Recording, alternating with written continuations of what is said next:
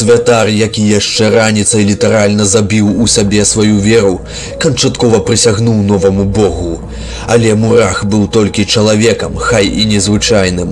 Гэты некрамант распавёў пра найстаражытнейшы рытуал, які ён сам і адкрыў. Гэты рытуал мусіць даць Мураху сапраўдную боскую сілу, але дзейнічаць трэба было ў пэўным парадку. У гэты ж дзень Анастас склікаў народ каля руін сваёй царквы і пачаў агучваць загады Мураха, аб'явіўшы сябе жрацом новага бога. Мурах загадваў расплавіць усё золата, якое толькі знойдзецца ў горадзе. У грамадстве панаваў раскол, таму не кожны хацеў даваць сваё золата, якое мелася па розных прычынах.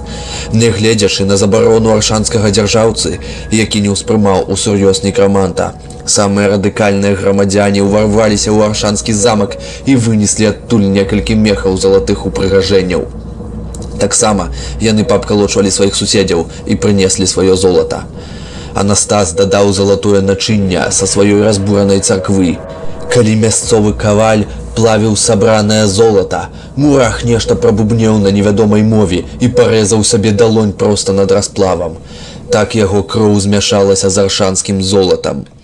Але гэта было толькі пачаткам. Мурах наклаў на Анастаса нейкія свае чары, з-за якіх той, нібы заварожаны, пачаў энергічна пісаць горы тэксту, тым самым плаўленым золатам, як чарніламі.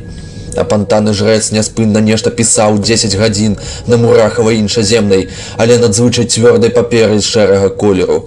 Нарэшце ён склаў усе лісты і кавалкі паперы ў адну вокладку са скуры мядзведзя, і ў яго атрымалася кніга. Мурах паклаў руку на плячо Анастасу і сказаў, што гэта яшчэ не новая Біблія, але яго прадвеснік. Кніга, якая закладзе ўсе правілы новага сусвету, які яе створыць. Ён усклаў рукі на кнігу і зноў прачытаў нейкі праклён. «Ад гэтага часу ты завешся кнігай еретыкоў!» Металічным голасам вымавіў Мурах. Далей, па словах Мураха, пачалося самае галоўнае і адказнае – рытуал. Па свяшчэнным загадзе некраманта яго жыўцом утапілі ў балоце нянавісці разам з яго кійком і падпалілі гэты самы тарфянік. Анастас прачытаў над гэтай магілай адзначаныя ў кнізе заклёны на ўсё той жа складанай мове. Некрамант загадаў чакаць аршанцам 3 дні. Менавіта столькі трэба, каб ён магічна ператварыўся ў бога, і столькі засталося да нападу ворага.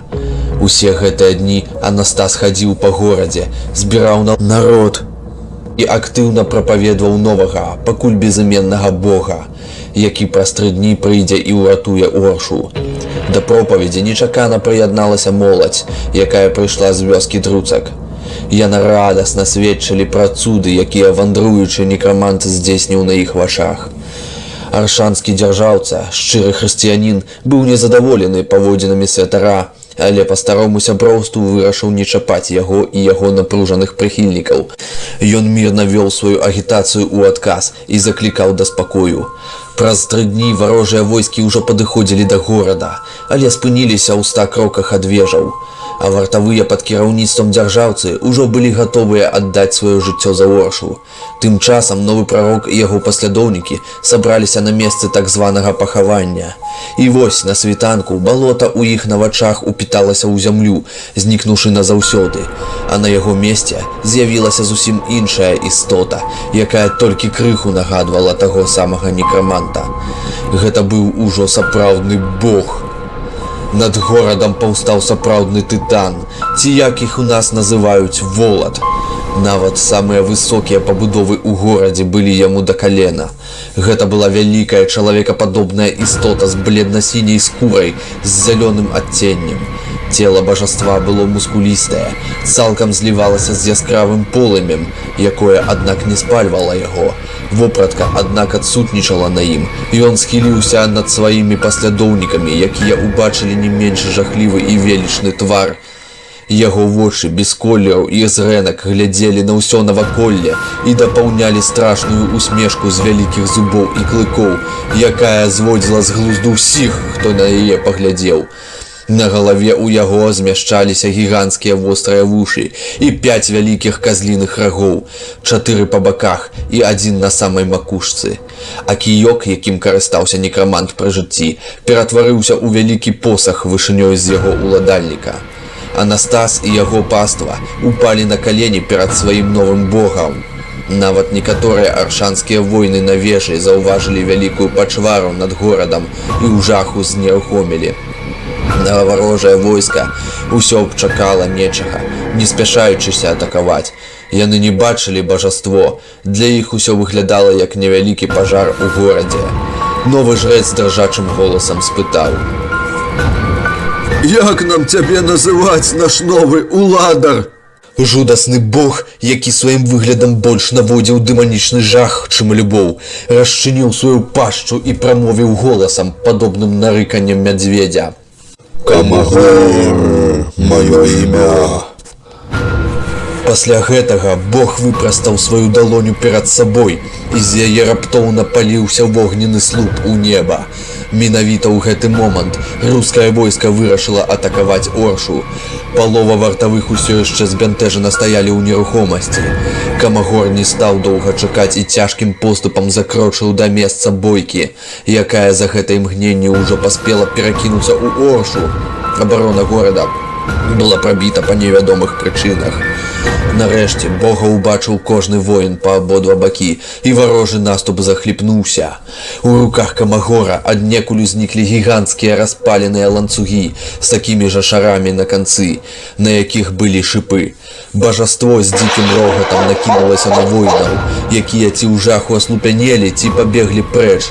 Пачуліся жахлівыя крыкі і стогны, як у пекле, у перамешку з ляскам ланцугоў і землятрусамі.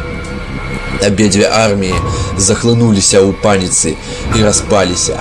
Аднак знайшліся воіны, якія ўсімі сіламі намагаліся супрацьстаяць магутнай жахлівай істоце. Такія былі нават з боку аршанцаў, бо ніхто з салдатаў не разумеў, на чыім баку Камагор быў.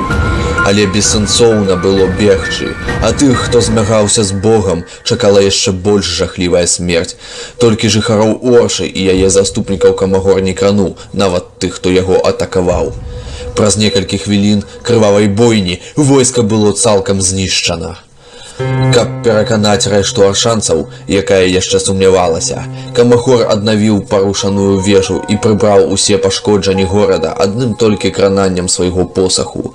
Сваім голасам, які не быў падобны на чалавечы і ўвогуле зямны, Камагор абвясціў сябе адзіным і вечным богам Оршы, сіла якога вечна будзе ахоўваць Оршу ад любых ворагаў.